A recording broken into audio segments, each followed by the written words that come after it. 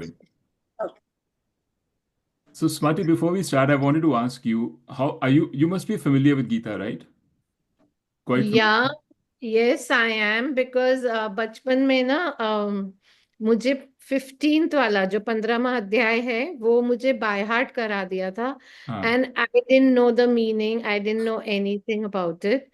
And it's now that I realize that it was such a good thing, mummy ने इतना अच्छा किया कि हाँ, मुझे रटवा दिए हाँ, श्लोक। और अब नाउ इट्स इजियर कि अब मुझे संस्कृत के श्लोक आते हैं और अब मैं उसका ट्रांसलेशन समझने की कोशिश करती हूँ। okay. But you know the background, how Gita started Yeah. and the war and हाँ. everything. Okay, so okay, good. Yes, yes, So I we know. were we started this about 5, 6 few months ago, and we have been covering chapter 2 so far. And we've अच्छा. gone, little by little, we've covered chapter 2. There are like 72 verses or 68 verses, Yeah. something like that in chapter 2. And we finished those, at least the main ones. There are just a few which we didn't touch, but they were not important ones. Mm. And what I wanted to do today was to go back and just re-look at chapter 2. And two reasons, one, I want to do this at the end of every chapter, but also because chapter 2 is the probably one of the most important chapters of the Gita. Because in chapter 2, Bhagwan Krishna summarizes his teaching. All that is going to follow in the rest of the Gita has been at a very high level summarized in chapter 2. So that's why it's very important to get our fundamentals right, which we get from chapter 2. And then as we go along, we will be digging into details, very important details, but at least the framework has been set in chapter 2. So because this teaching is not easy and it's very counterintuitive. It's very different from what we learn in the world. जो हम दुनिया में देखते हैं, समझते हैं, we think we think in one way. We think success means this. We think the good life means like this. But Gita is taking a look at all of this from a very different angle. So we have to get used to what the Gita is teaching. It's not, over time we get used to it. Over time it becomes second nature to us. But in the beginning it takes a while. And you might even feel, what is he saying? This is not practical. This is not real life. This is not the life that I see around me. People are not, the world is not like this. If I become a Karam Yogi, the world will eat me up. They'll eat me up for lunch. I have to take care of myself. I have to take care of my possessions, my things, things like that. How can I leave everything to God, for example, just as a teaching? So this is the normal reaction. But after some time, as you realize, you dig into it a little bit more, and these things start, assimilating in you, you realize actually that the world is like this. I used to think, or we think, that the world is what we used to think because we were ignorant, because we had our own issues.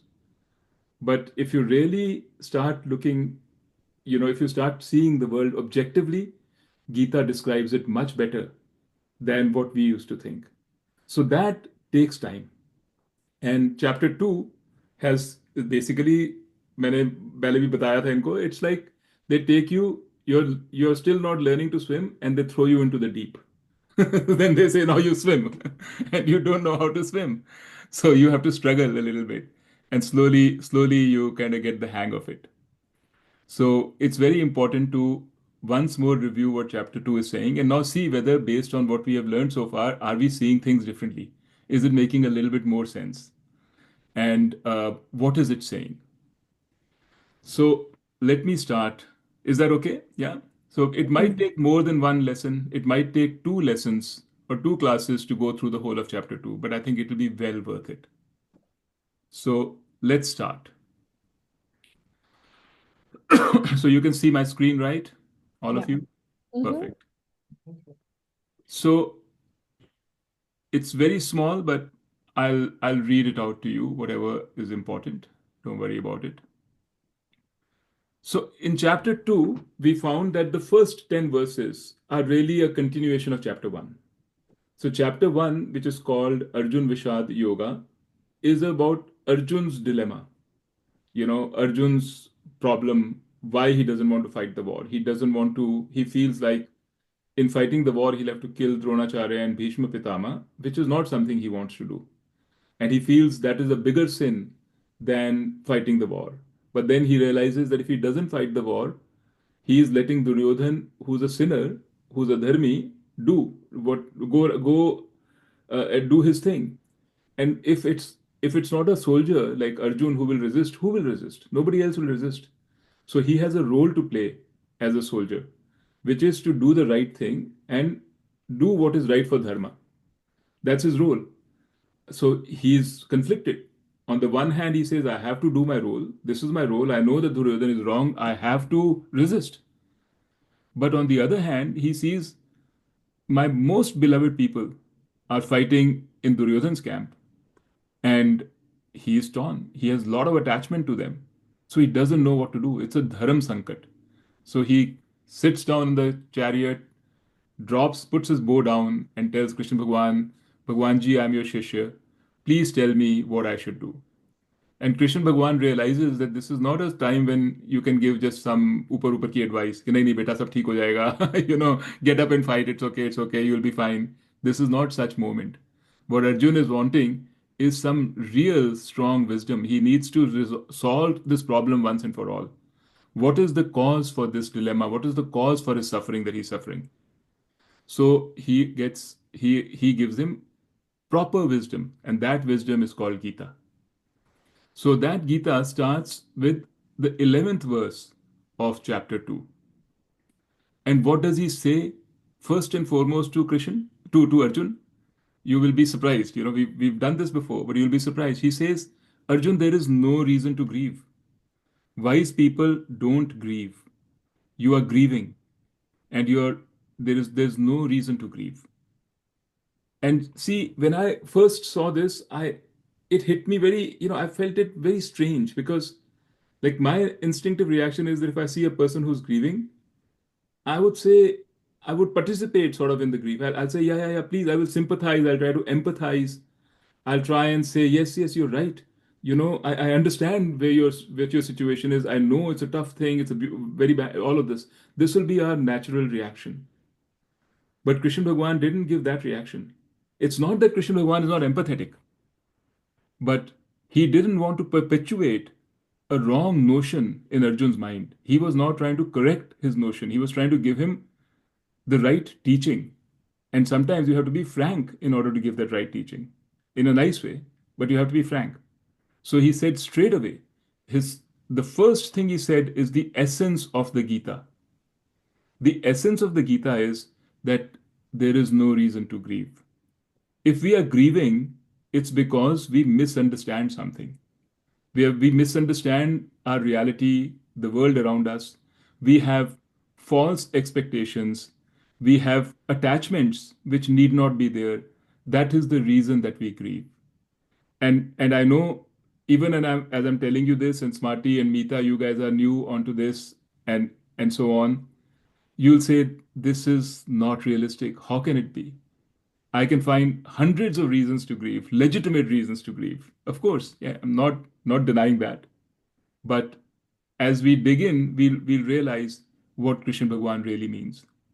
It's not that you should not, grief is not a natural tendency. Grief is fine. But suffering, which is grieving again and again and again, and getting into dilemmas for grief, and falling prey to attachment and saying, oh, I can't do anything, take me away from here, all that is not warranted. That Krishna Bhagwan is saying there is no reason for that kind of grief. So this is his starting point. Okay. And then he starts giving why we should not grieve, which is Gita's second most important. I mean, it's the pinnacle of the teaching of Gita. You know, what he says is that the reason that you should not grieve, one reason that you should not grieve, is because you are afraid that this fear that you have, that you or Dronacharya or Bhisham Pitama will cease to exist by your action. That means you will have to kill them and they will cease to exist. You would have removed their existence from this world. That is a wrong notion. What he told him was, you do your job. You do what you're on this earth to do, what is right for you, what is your duty. Don't worry that you're going to get people out of existence or you're going to kill people, because nobody gets out of existence. And the second message here says, there was never a time when I did not exist, neither you nor these kings, all of them, nor will any of us ever cease to exist in the future. So he said, ये तो हम सोचते हैं कि after death we are gone, but really there is no such thing. Nobody is gone. You may have gone out of this world right now, but you're not dead. Your body is dead, but you're not dead. And then he explains that in the next verse. He says, just as for the jiva, the indweller of this body, there is childhood, youth, and old age. Just like हमारे लिए सारा childhood होता है, that is how this jiva also gathers another body. After you die, you'll get a new body. You'll have a new birth. And then he makes a distinction between the deha. Deha means our sharir. The mind and body is called the deha. And he says there is something called a dehi. Dehi is that Atma which lives inside the body. He says that the Deha will always die because the Deha is born. Anything that is born will always die. You can prolong the death here and there, but everything that is born will always die. The Dehi is unborn. The Dehi, the Atma, was never born, will never die, because Dehi is eternal. Again, all these things to you right now, if you hear it for the first time, are going to seem very strange. Because we've never come across something which is eternal. We don't know what eternal means. Everything that we know, everything that we have seen is non-eternal. It comes into existence, it goes out of existence. Everything. Some things stay in existence a little longer, some come and go in a speck like that. Mosquitoes and flies, they go in a few days. Human beings maybe last a few decades. Trees and plants longer, planets and suns and stars even longer. But they all come into existence and they all die. That's all we've seen. Even if we make something, we'll make it, it'll be new, it'll be very nice. After some time, it will start getting old, it will start getting kharab, and then it'll die, it'll drop, it'll finish off. Even something which is not jiva, which is not alive, will also have a birth and it'll die. Not die like jivas die, but it'll be destroyed. Nothing lasts forever. That's what we know, right? Nothing lasts forever except death and taxes. Nothing lasts forever. We know this. This is our reality. So, what Gita is doing, the big thing that Gita does, is that it introduces us to something which is eternal. We have no concept of this eternity. We don't know what it means. But eternal is something which never born and it never dies. Because remember, anything which is born has to die. That is the rule.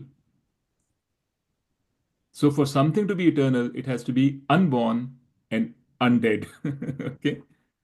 So this is why this is a difficult thing, because it's introducing us to something which is completely out of our experience. We've never come across anything like this. He's calling it Atma. हम भी सुनते रहते हैं आत्मा आत्मा आत्मा, because people have been saying it, stories have been written about it, our parents tell us, but we don't really understand it. And Gita's purpose is to explain it to us. What is this Atma? What does it mean? If we say ki Atma never dies, what does it really mean? And is it really real? Or is it just a figment of our imagination? By the time you finish the Gita and you spend more time on it, what you will begin to understand or realize is that the Atma is actually real. The world is a figment of the imagination. It's the opposite of what we think. We think that the world is real. Everything around us is real. My feelings are real. My experiences are real. My anger, my love, it's all real. My possessions, everything is real. And this Atma, okay, suna hai, theek hai, it's a nice, good to hear it. If somebody dies, then you good to know that Atma will live forever. At that time we feel good about it, chalo, some consolation to us. But it's not really real for us. Gita's job is to tell you, is to flip that Atma is actually the thing which is real. And it is not just because you can't see it, just because you can't hear it, you can't experience it as you experience other things, it doesn't mean it doesn't exist. So this is not an easy job. Gita has taken on a pretty tough job to kind of convince us of that. But this is Gita's one major job.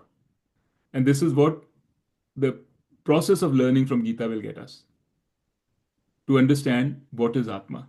What is my real nature? Because Atma is your real nature. Your nature is not that you're a pleasant personality, you speak well, you're a loving person, you're a generous person. These are all good things. They're also part of your nature, but they're not your essential nature. Your essential nature is that you're an Atma. Because all these good things, generosity, everything, it'll all come and go. And circumstances can change us. We may think we are very nice, very good, but I can assure you, there can be circumstances tomorrow when the worst of us can come out. These things change. They are born and they die. They come and they go. But our real nature, which is Atma, is neither these things nor will it ever come and go. So that's the first lesson of chapter 2. All these uh, shlokas which are there in front of you, this is what they're saying. Okay. Then, and this is here, na sato vidyate bhavo, na bhavo vidyate sataha, ubhayor api drishtantaha, tvanyos tattvadarshibhihi. So he's saying this Atma here that I'm talking about is not just the Atma of you, but it is the Atma of everybody and everything. It's consciousness, awareness, which which is like everybody has the same Atma. And it's the basis of this world because it's real. It's the reality. Okay. So now I do know that these are difficult things to understand. So we will let me just go through this quickly and then we will discuss about it. And if you have, we'll talk about it. But I wanted to remind you that in chapter 2, Bhagwan Krishna starts with a bang. He starts with, he doesn't beat around the bush. He's not trying to prepare you to say yes, yes, hey, then he will tell you the truth later. It's not like that. He starts with what he believes is right up front. And then he knows that this is difficult to understand, so he takes 18 more chapters to explain it to you from different angles, so that you slowly, slowly, slowly, slowly you get it. And by the end of the 18th chapter, this is hopefully will become much more natural. But this is the way Gita goes. So this is the first thing that chapter 2 says, right? Which is it introduces us to Atma. Then, and again, all this 220 is again the same verse. It is never born, it doesn't die. It's not that having been, it ceases to exist again. It is unborn, eternal, undergoes no change whatsoever, and is ever new. When the body is destroyed, the self, which is the Atma, is not destroyed. So everything I was telling you, there he said it in this one shlok, 220, that the Atma, never born, never dies, right? Never gets destroyed. He also says, let me see where that was.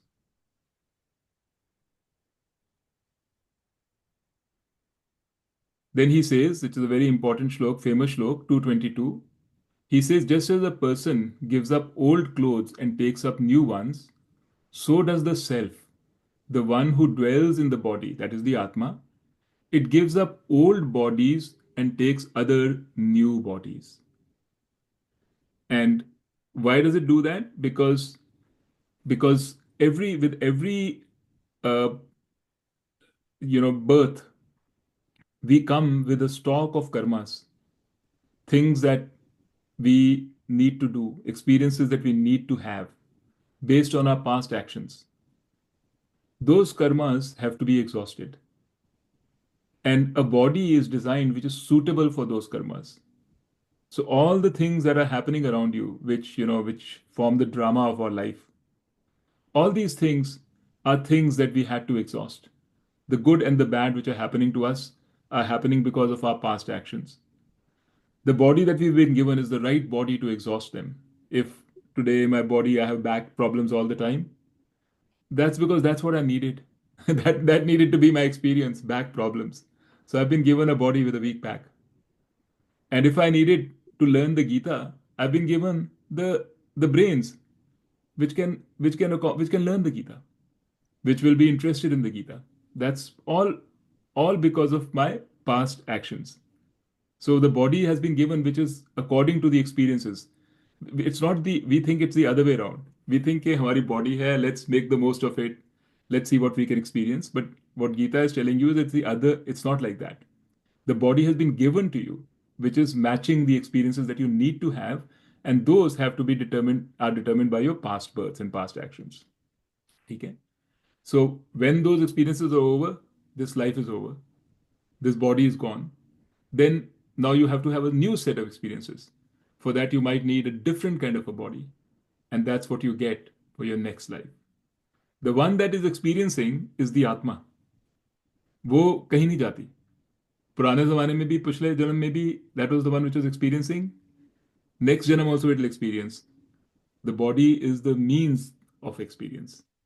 You get the right body so that you can have the right experiences that you need.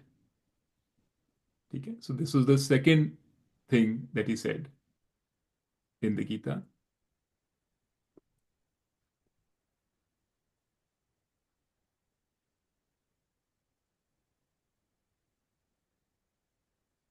Yeah, I think this is the first part of the chapter 2. These are the main messages. Okay, he's saying all these things. These are basically the main thing. And then in the second part, it's Karam Yoga. But I'm going to stop now because I've said a lot of things. For many of you, this could be very new. And and for others also, which may not be new, may have heard before, but you still may have a lot of questions. So let's talk about this message of the Gita. Right? There are two big messages in chapter 2. One is this Gyan, that there is Atma, you are Atma. The second is Karam Yoga, what you should do in your day to day life so that you can purify your mind and you can become better prepared to understand this Atma. So that we will talk later. But right now, first, let's just talk about this Atma thing. Have you guys, what do you think of this message of the Gita? Is this something that you're familiar with, all of you? Is this something new? Do you guys agree with it? What are your initial reactions? Sure. A very nice way to put that what we should be doing depends on right now. I think the message behind is that it is giving us the idea and it is giving us that what we should be doing now is for the next life, but it is this life, I would say that the message is right now. Of course, it is tied down with the previous life, what we have done it. Now, this life again start looking for the next one is right now. We should be doing good things. That's what I think about. Yeah. That's very much part of Karam Yoga. And when we talk about it, what you'll see Gita, Bhagwan Krishna saying is, you're not doing that for anybody else. You're doing it really for yourself. And you're not doing it for the future. You're doing it for just now. Right now, yeah. At this moment, you should be living the best that you can live. You should be feeling as complete as possible, as whole at this point, right now. Right. And Karam Yoga helps you get there.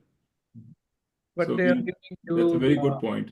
incentive of doing good right now, looking for the future, Yeah, sure.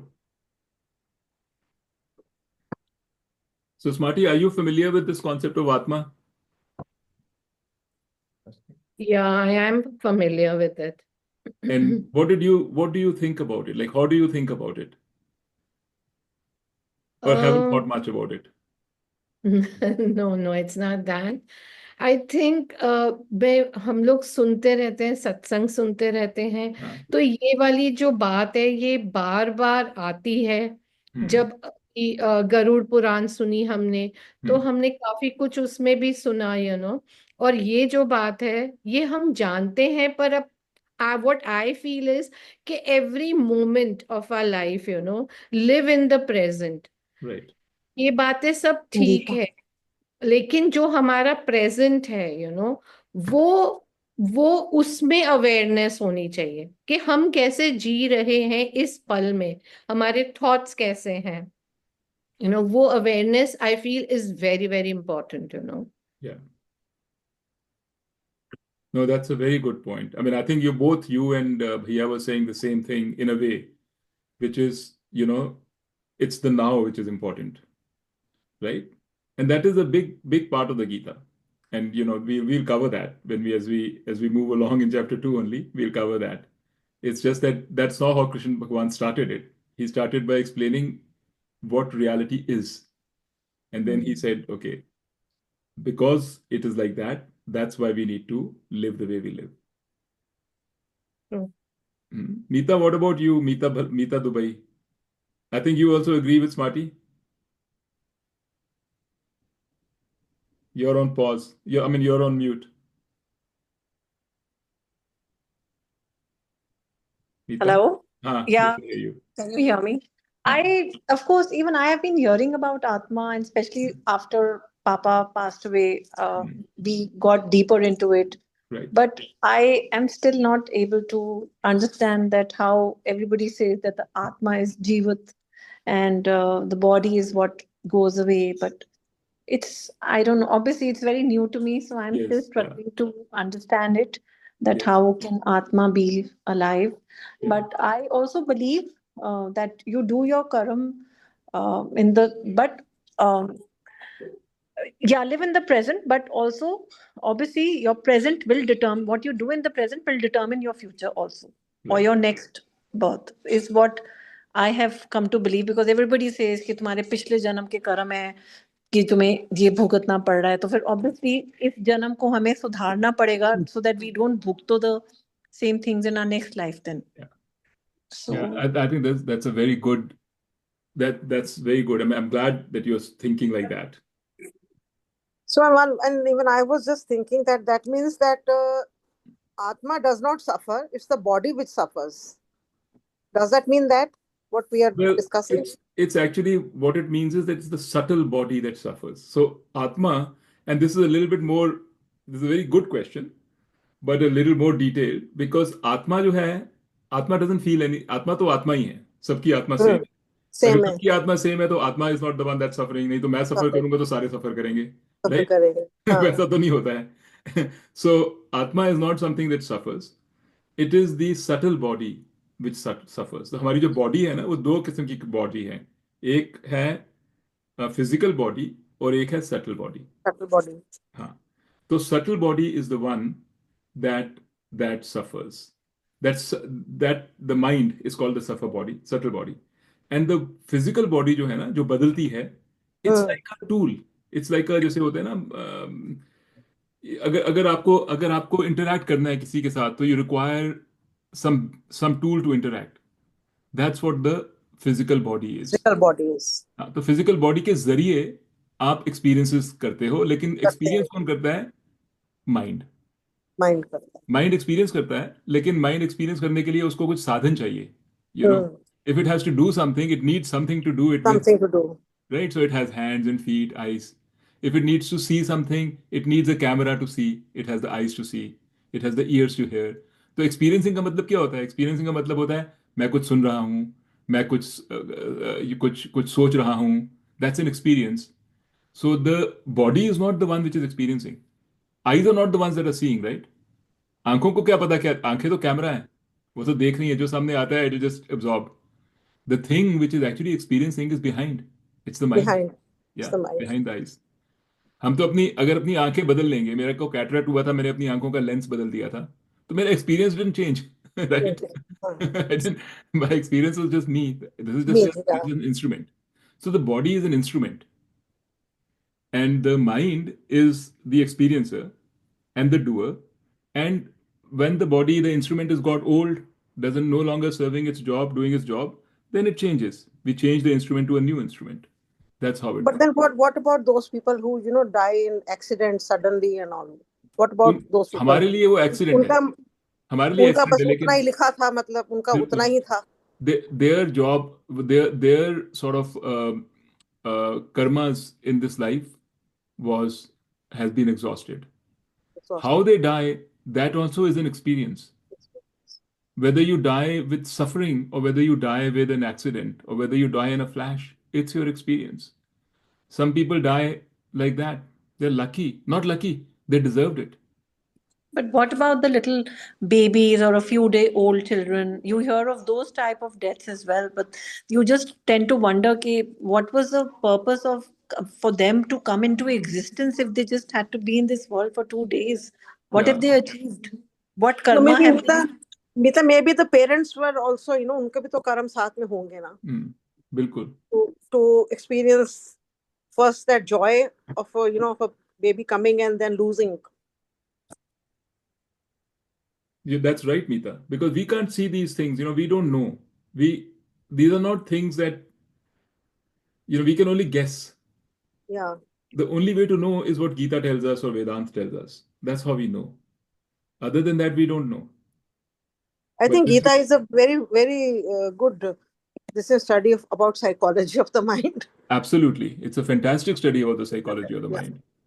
But It's let me so let me come back to this question of Atma and yeah. why Bhagwan Krishna started with Atma, why it is important to talk, because all these things we're talking about are very important. Yeah. That is how we have to live. The lesson we want from the Gita is how should I live my life now? What should I do today? How should I be more aware today? As Sangeeta said, what are the right things to do? Gita will come to that. But before it does that, it is saying first understand the lay of the land. पहले Yeah. ये समझो कि है क्या तुम Yeah. किस Maybe he's trying to, Lord Krishna is, just trying to say कि body attachment नहीं होनी चाहिए. You just has to go right beyond but that. correct he is but before that he's saying understand what is the playing field Okay. before you say what should I be doing मैंने ये काम करना है ऐसे करना है ये करना है पहले समझो तो सही कि है क्या ये है दुनिया क्या? Correct so he is trying to explain to you कि जो तुम समझ रहे हो दुनिया that is not the way दुनिया इज पहले यू टू अंडरस्टैंड दिस फिर उस दुनिया में तुमने जो एक्चुअल दुनिया है उसमें तुमने काम करना है so the first thing that you have to understand is that what is this Atma?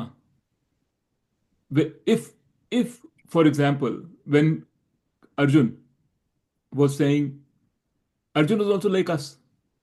Yeah. Uske samne there was a dilemma. He didn't know what to do. What's the right thing to do? If Bhagwan Krishna had told Arjun, no, you fight. That is the right thing to do. If that person is dying, let him die. That's the right thing to do. Arjun would not have the knowledge.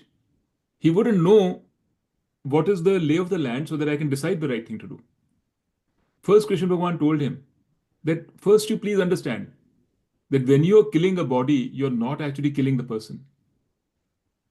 When you understand this, then you can do your work properly. Then you know exactly what you're doing and why you're doing. नहीं तो तुम्हारे मन में डर बैठा रहता है अभी हम like if I tell you right now कि गीता कहेगी अपने कर्म करो अपनी ड्यूटी करो और ड्यूटी के बिना कुछ पैसे के बारे में मत सोचो now this is a problem अगर मैं तुमको ऐसे बोलूंगा and if Geeta tells you like this you will listen to this and then you will not do it. Why won't you do it? Because in your mind, your belief is that छोटी सी जिंदगी है. I have 50 or whatever number of years left, depending on how old you are. Then we don't know, we are just guessing. We have these many years left. I see around me people making money. I see around me people doing things to get successful by hook or by crook. And Gita is telling me, forget about all that, do your duty. Even if it doesn't give you material wealth right now, do your duty. That's the right way to do. So सुनने में तो बड़ी अच्छी बात है ये. And you will listen to the प्रवचन जो कोई स्वामी जी से सुनोगे, and you will go back and say, हाँ स्वामी जी ने कितना अच्छा बोला. Then you go back to your life. You are not going to follow it because your conviction is this is a limited life. I have to do the most I can in this life. Money brings happiness. These are the assumptions against which you're fighting. Because in all that, you know it's a limited life, you know money brings happiness, you know the life is competitive, and within that somebody's telling you do your duty. Forget about your money, forget about your returns. Don't think about तुम्हारे को इसमें क्या मिलेगा. Think about क्या तुमको करना चाहिए. कर्म योग. You will never do it. Nobody can do it. Not just you. Because you will just think about it, you will give it a lot of lip service, but you will go back to your old ways. You'll say this advice, nice and sounding good, is not practical. This advice is not real. Because वो जो कह रही है, that is not my reality. So पहले you have to understand why, what is your reality. Then you can listen to this advice. So I know we are all very keen to know Gita क्या कहती है, हमको क्या करना चाहिए. But पहले गीता कहती है, भगवान कृष्ण कहते हैं कि understand. Now if Arjun understands that by killing Bhishma and Drona, he's only killing their body, not their Atma. Think how he will approach his fight. If today you understand, there's one thing that you need to understand if you have to understand Gita. To me, the most central part, what Gita and Bhagwan Krishna says, your happiness doesn't come from money and your possessions or even your relationships or even your children or your parents. Your happiness doesn't come from there. Your happiness comes from within you. It comes from your nature. It comes because you're Atma, and Atma's nature is happiness. This thing, once you understand it, you'll find it is much easier to live dispassionately in the world. It's much easier to do your duty. Because then you are no longer expecting money to give you happiness. You're saying money is important. Yes, मुझे इस दुनिया में रहना है, मुझे पैसे भी चाहिए, मेरे को relationships भी चाहिए, सब कुछ चाहिए. But you are not expecting your happiness from those things. You're doing them because you begin to realize that your happiness is actually within you. If you don't understand, it's hard. If you do understand, everything becomes easy.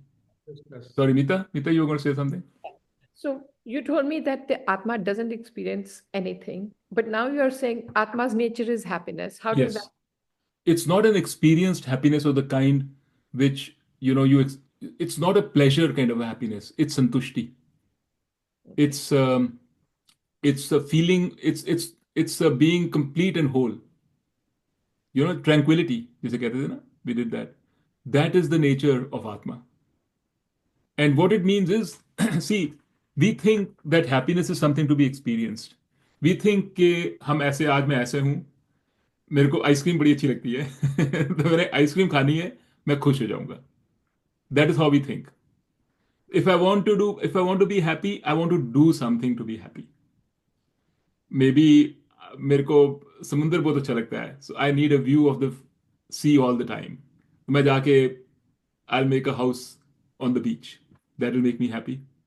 या मैं कहूँगा मेरे को तो बच्चों से बहुत मजा आता है. I enjoy my kids, so I need to be with my kids all the time. That makes me happy.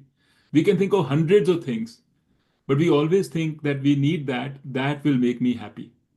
So happiness to us is a reward for doing something, is a result of some action. You can also say good actions will make me happy, bad actions will make me unhappy, therefore I will only do good actions. That's also fine. But again, it's a reward. This is not the happiness that Krishna Bhagavan is talking about. Because this kind of happiness, which you get out of something, has a beginning and an end. It's momentary, it's temporary. It's temporary. Everything will have a beginning. As long as the children are with you, you will have that happiness. When they leave and go somewhere else, and they get involved with their spouses and their own family, and they don't have time for you, your happiness is gone from there. When you have money, you have happiness. When you don't, it's gone. This happiness is not the happiness that Krishna Bhagavan is talking about. And it's actually not, this happiness, what you realize is not even really good happiness. Because even when we are happy, we are anxious. Because we know, deep inside our mind, we know that this is a temporary happiness. Everybody knows this, that I'm enjoying with the children today. Let me make the most of it because kal to ko ja rahe hain ye. That anxiety is there at the back of your mind. But this is all the happiness we know. So this is all we go for. This is all we try for. What Krishna Bhagwan is saying is, you don't need to be or do anything to be happy. If you remove the restlessness from yourself, which is, we'll go into detail about this, why this restlessness happens. This is Gita's main forte. When somebody was saying that Gita ki mental psychology ke upar it's a master, this is why it's a master. Because it tells you why you feel anxious. When you can remove that anxiety, which has been there since our birth, this fear of death, fear of sickness, fear of loss. If we can remove this fear, then what emerges, what is there underneath is happiness, a different kind of happiness. It's a happiness of santushti. It's a happiness contentment हो गया ना फिर of containment हो tranquility. गया क्या हो गया? Tranquillity Tranquility. Containment हो गया ना Contentment हो गया, right? That's what emerges. And that Gita also says, and Vedanta also says, is you'll find it's much more joyful, actually, because there is no anxiety associated with that. Because as that happiness is there, you also realize that it's not going anywhere. It's eternal. It's not, there's nothing you can do about it. You can't screw it up by any way. It's there. That is the happiness, which understanding that is what's called moksha, is what's called liberation. And the result of that is not in the future life. The result of that is right now, right here, right now. As Bhaiya was saying, right here, right now. So first, Gita is trying to tell you, understand what your goal is. If you are clear in your mind, this is your goal, achieving that happiness. And this is the reality, that there is something called Atma, there is something called me. Atma is the source of my happiness. If you understand this, then you know where you're going. Then you know what you need to do to get there. Because अगर आपको यही नहीं समझ आया, आपको actually पता ही नहीं है कि हैप्पीनेस कहाँ से आ रही है, आप सोचो मेरे को नेक्स्ट साल में स्वर्ग चाहिए, अगले जन्म में, इसलिए मुझे अच्छा काम करना चाहिए, then you will follow it, you will get स्वर्ग ऑल्सो. आफ्टर दैट वो थोड़ी देर में स्वर्ग भी खत्म हो जाएगा, then you will come back here. You are in a spinning wheel and you're thinking that just by doing good deeds, I will be out of the spinning wheel. That's why I should do good deeds. That's why I should do Karam Yoga. It's not going to do anything for you. Good and bad. So the first thing you have to do is to understand the lay of the land and understand what actually do you want. What is it that you're aiming for? Is it wealth? Is it happiness? Happiness, yes. Is it happiness from wealth? Is it happiness from children? What? Happiness from good deeds? No, that's not Gita's advice. That is the advice of many of the other Shastras and Veds and all that, but not Gita. Gita is saying, you are sitting on a treasure trove. Recognize that treasure trove. Don't go for small things like, santan ka sukh, ya paise ka sukh. Don't go for these small things. These are coming and going and they will be along the wayside. Understand what you actually are. Then you got your objective clear, then you do your Karma Yoga. Then you do all the right things. That is why Gita starts with telling you about Atma. And Gita leaves it to the teacher to explain that. Because if you just read the Gita, you won't understand it. That's the problem. There are only 700 verses in the Gita. Kitna wo batayenge? So Gita is a kunji. All our Shastras are a kunji. Kunji meaning like a, वो क्या कहते थे, cheat sheet. Right? वो हम लिखते हैं ना, exam के लिए ले लेते थे, we used to write just the main points for the exam, just to memorize, and then we had to remember it. हम अपने साथ में वो कुंजी ले जाते थे, उससे हम याद करते थे. That's what Gita is. It's a kunji. The teachings of the Gita come from the parampara. They come from teacher to teacher to teacher. And Gita just uses these, shlokas and things to remind us, okay, अब ये इसकी बात करो. So आत्मा क्यों introduce करा है गीता ने? इसलिए इंट्रोड्यूस करा है because so that you can understand आपका ऑब्जेक्टिव क्या है. Your objective which you think no is happiness, your objective is to understand your true nature, because that's the thing that brings you happiness, contentment. And of course on a day-to-day basis to understand, you have to do Karma Yoga. There's no way getting out of it. So Karma Yoga क्या होता है? All the things that you guys mentioned. ठीक काम करो, अच्छे काम करो, in the moment का सोचो, अभी क्या ठीक करना है वो करो. All that is part of Karma Yoga. But why are you doing all this? Okay, so that's the first lesson of chapter 2. Do you guys follow what I'm saying? Sangeeta and Meeta in particular, Meeta Dubai, because you are totally new to this from my perspective. So I just want to make sure, and Neeta, you too. I want to make sure we are tracking. मैं तो बोलता जा रहा हूँ, पता नहीं whether anything is getting across or not. I am trying to understand, but it will take time. Okay, ठीक है, that's good. That's good. That I would take that as a pass. Yes. Okay, maybe not with distinction, but pass. I'm okay. I'm not used to passing with distinction. So Okay. No. I was talking about myself in my ability to communicate, not for you. अपनी बात कर रहा था. I am the one who's being evaluated, not you. Sorry. thank you. Tony Bhaiya, you were going to say something, and then Rupa also. Nitu, I, I look at these things and learnings and I look at, how do I put them into action?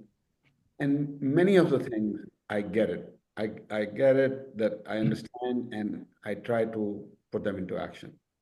The one thing that I'm still hung up on, and I don't know whether it is critical for me to be at this stage or not, or will that come later, is the Atma thing, which is that it is the electricity of consciousness, if you will. And I can sort of understand what you're saying, but I don't know to believe. I don't know how to put it into action, and I don't know whether I need to search it more before I can keep going on. No, you don't need to search it more. Okay, because you'll not find it by searching. Okay? It's about understanding.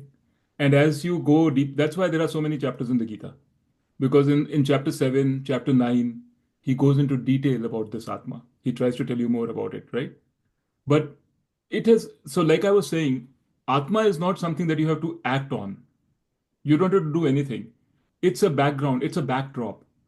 It's basically saying, what is this world? What is the reality of this world in which you're doing your actions through Karma Yoga? So Atma is a big part of that. Because अभी तक हम अगर आप ये सोचो कि आपको अपने एक्शंस करने हैं, कर्म योग करना है, राइट? कर्म योग फॉर यू इज, आपने लास्ट टाइम बताया था, for you the big thing is evaluate what you did, examine what you've been doing during the day, look at the 5 whys, see what I can do differently, right? When you are doing that examination, what is in the back of your mind? What is this world? What is it that you're examining what is the context? That Atma is part of that context. As you're examining, once you understand Atma, right now you have to take my word for it or Gita's word for it and say, understand that Gita is saying that your happiness is your nature, which is Atma. That is your nature. And your happiness will not always come from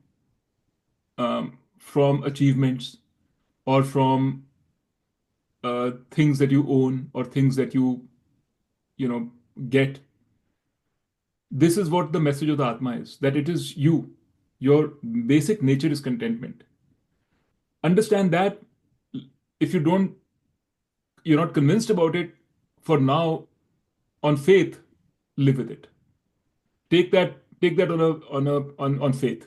That faith, by the way, is called Shraddha. That faith, take that on that. Yeah. Then you do your things. The other part is very difficult to say that you can kill your father, you can kill your grandfather and not grieve. That's very, very tough concept. Yes. That maybe and the whole thing, but to think, and if you put it not in Arjun's grandfather, but if you take to your own father and your own grandfather and your uncle, my uncle sitting here, that's a pretty. It is. I mean, I also am saying it. I'm also kind of parroting these things. Not sure whether I myself am there, but I think what we are not in Arjun's situation. So try to understand Arjun's situation. Let's say your grandfather, my grandfather, all of that. But imagine that they are lined up with a completely evil force. Yeah. They have chosen between, they had a choice to go with one camp or the other. They chose for their reasons, for their misguided or guided reasons, to go with the enemy. To go, and not just the enemy, to go with a person who was completely adharmic, right? Understand that. So higher purpose comes in. The Higher higher purpose comes in, and your own job and your own role also comes in. You don't, I don't think we've been in a situation where I've been conflicted in my role. If I'm a policeman, I have to, and my grandfather is a thief, I have to catch him. We've never been in these situations, but here it is. Arjun's job as a soldier is to fight for dharma. And fighting for dharma, he's not fighting his grandfather, he's fighting a dharma. His grandfather happens to have lined up with the dharma. He has no choice. But even then, in spite of that, Arjun faced what you're facing, which is, he said, in spite of all these things, I still can't get it into myself to to fight against and maybe kill my grandfather. He couldn't do it. That's why it is so difficult. We can't do it just thinking about it. For him, all these things were there, and he still couldn't do it. right there. Yeah. So that's when wisdom is needed. What it's trying to say is that this is just an example. In our life, we'll come across so many instances when we don't know what is the right thing to do. We'll be caught. If we are lucky, अभी तक चलती जा रही है जिंदगी. But there can be things when we get caught, and that's when we turn to God. That's what he's trying to say. That when we realize that this is beyond us, we can't deal with it anymore. It's an impossible situation. It's an impossible situation to be told you kill your grandfather who's given you so much love. Got it. Thanks. Right? That's what it is. It's a sort of a that allegory that they're trying to give you a simile to kind of make it real. Nita, do you also think it's important because we use words like happiness and sadness in a normal context? I think you touched upon this before, that it's not like there's nothing wrong in being sad, Yeah. but there's a difference between sadness and complete overwhelm. Absolutely. with Yeah. grief. So actually, Tony Bhai, I was going to say that. Glad you brought it up. The word that Gita uses is anushocanti in sorrow, for describing sorrow. So soch means sadness. Shochanti means feeling sad. Anushochanti means suffering. Suffering as opposed to sadness, because that means sadness which is coming in waves and waves and waves and waves, again and again and again, not going away. That is called suffering. Like, I mean, even the best of us, like even if Arjun does his job, he does the right thing. If he has to kill his Bhishma Pitama, his grandfather, he will feel sad. There is no getting away from it. There will be grief. He may not be conflicted though. He may know why he is doing, and that's the right thing to do, but he may still feel sad. Right? The suffering doesn't come out of that sadness. The suffering comes out of conflict. It comes out of not knowing what's the right thing to do, or thinking that, a situation where you say, like, life is not worth living anymore, which comes from attachment.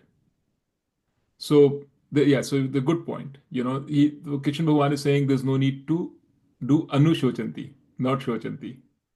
Yeah, Right? good. So that's Clarification. And then also on the other end of the spectrum, when we say happiness, is that also then, like for me, it's very helpful to not think of happiness as happy, sad, but really fulfillment, yes, a feeling of being full, right. not right. But then the thing about it is that we shouldn't. Yeah, no, it's right. It's about feeling fulfillment. It's the fulfillment on which this happy and sad experiences happen. So you Right, can right, take right. these happy and sad experiences very easily. Like a person who is fulfilled, who is संतुष्ट within himself, उसको अगर कहा जाए तुम्हारा duty है ये करना है, वो कहता नो प्रॉब्लम, मैं वो कर लूंगा. बिकॉज ये नहीं करना, उसको कहा गया है कि तुम्हारा जॉब है, you can't go watch the movie today, you can't eat ice cream, everybody else is going, तुमको घर बैठ के पढ़ाई करनी है.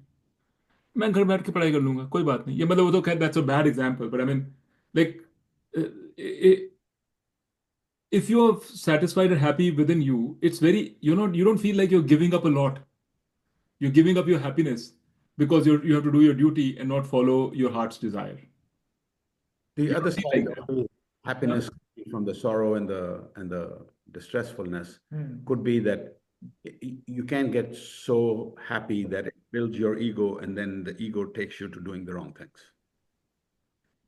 That comes from the happiness part, Yeah, right. not from the contentment. If you're content, it will never screw up your ego.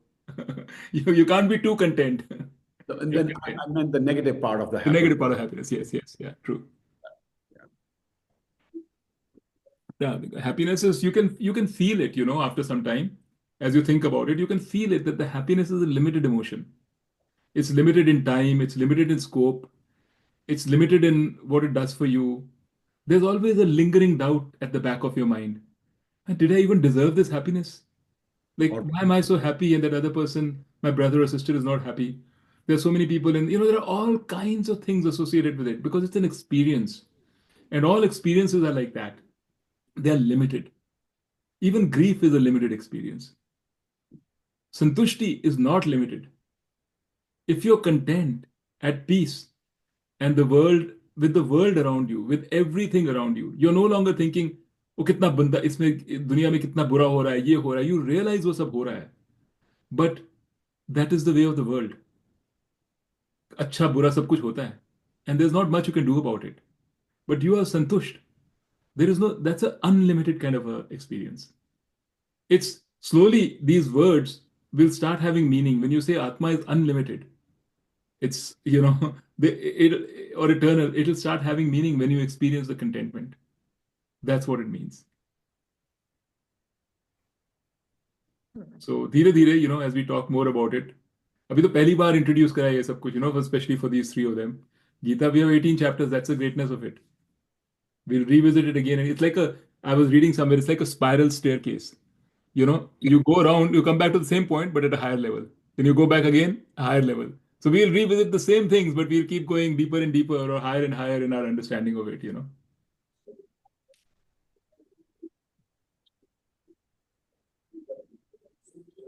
What else? What other thoughts are there? Nita, ask your didis and bhaiyas to whether they have any thoughts also. Have been listening? Yeah. Shirley Didi is here. Hi, Didi. Hi, how are you? I'm good. How are you? I have to say, you have got so much knowledge, Because and I used to listen, we all used to, but the way you explain, it's amazing. Good.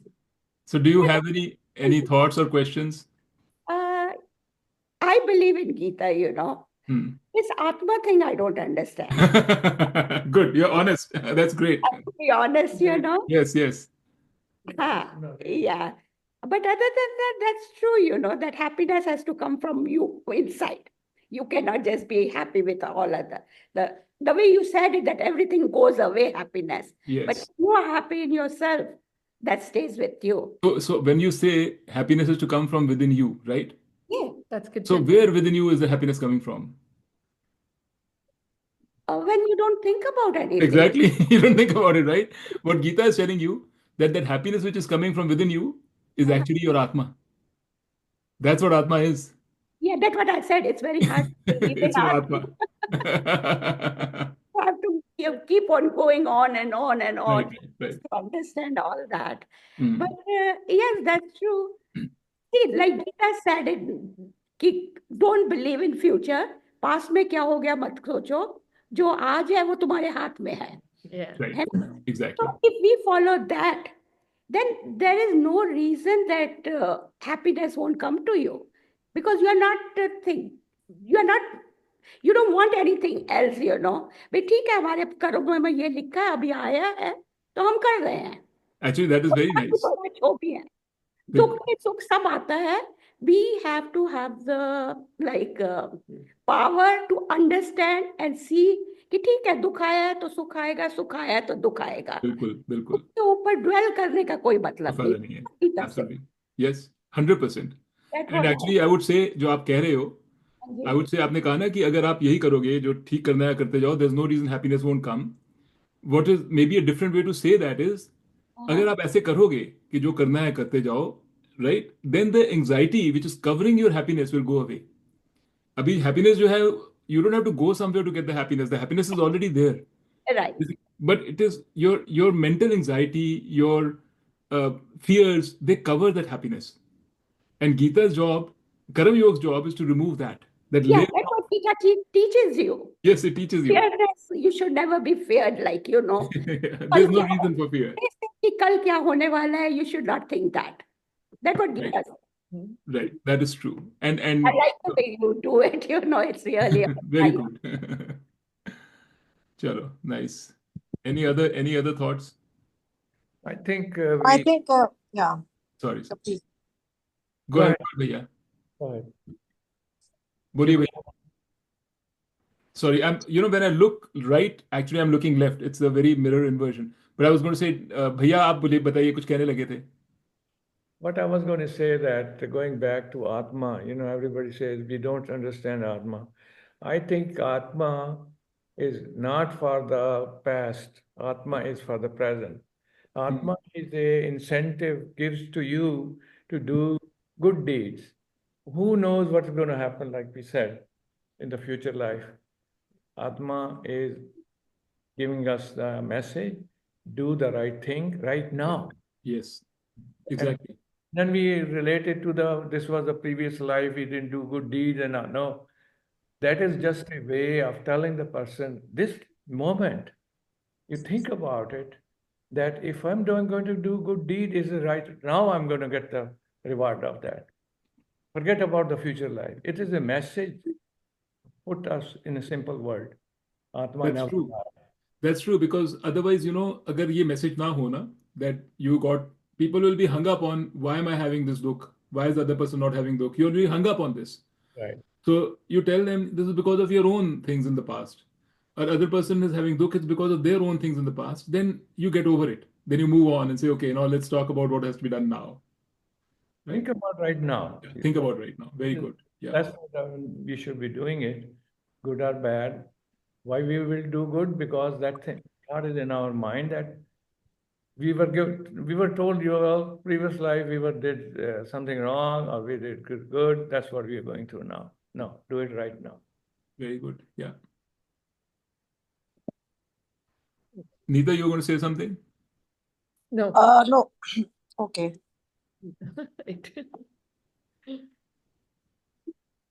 Any other thoughts?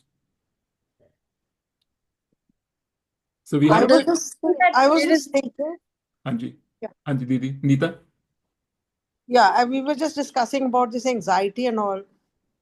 What I was just जब सोच के ये लग रहा है कि anxiety, it comes when we are, actually looking for the reward. उसका result क्या होगा हमारे action का? Right.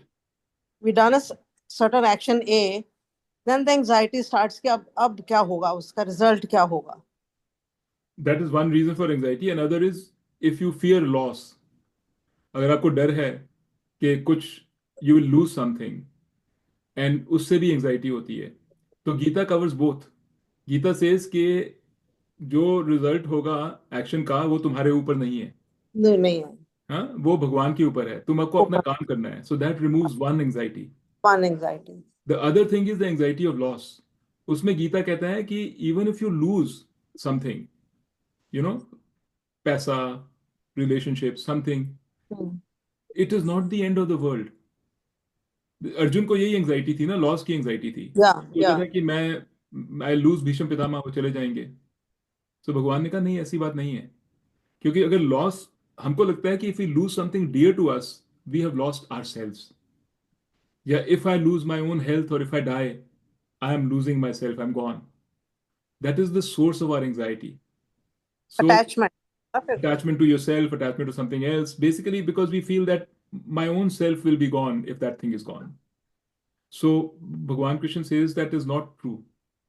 So when both these things are removed, these two sources of anxiety, then anxiety goes. And when anxiety goes, then your own nature shines through. Then your own happiness shines through. So it's like they say, it's like a bulb.